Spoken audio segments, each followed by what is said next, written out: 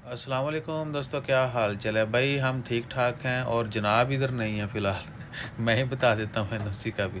तो एनओसी के बगैर देखिए नया वीज़ा तभी मिलेगा अगर आप पुराना एग्रीमेंट कंप्लीट कर लेते हैं या आपका वीज़ा कंप्लीट हो जाता है। और अगर आप कैंसिल जाते हैं तो आपके पास कैंसलेशन पेपर होना चाहिए। अगर आपको टर्मिनेट किया जाता है, निकाला जाता है, तो आपके पास टर्मिनेशन लेटर होना चाहिए।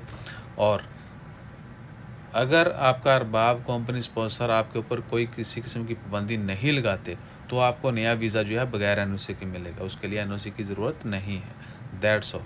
जो यानी गवर्नमेंट की रिक्वायरमेंट है वो पूरी होनी चाहिए। आपका जॉब एग्रीमेंट कंप्लीट होना चाहिए।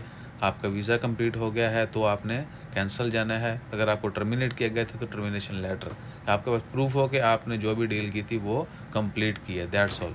अगर निकाला है तो टर्मिनेशन लेटर एम्प्लॉयर का होगा, वो आप दिखाएंगे मैन पावर को अगर डिमांड करते हैं। उसके अलावा कोई जो है चीज़ की ज़रूरत नहीं है। बाकी है, अगर आप चाहते हैं कि आप ओमान में नहीं हैं और आप चाहते हैं कि पहले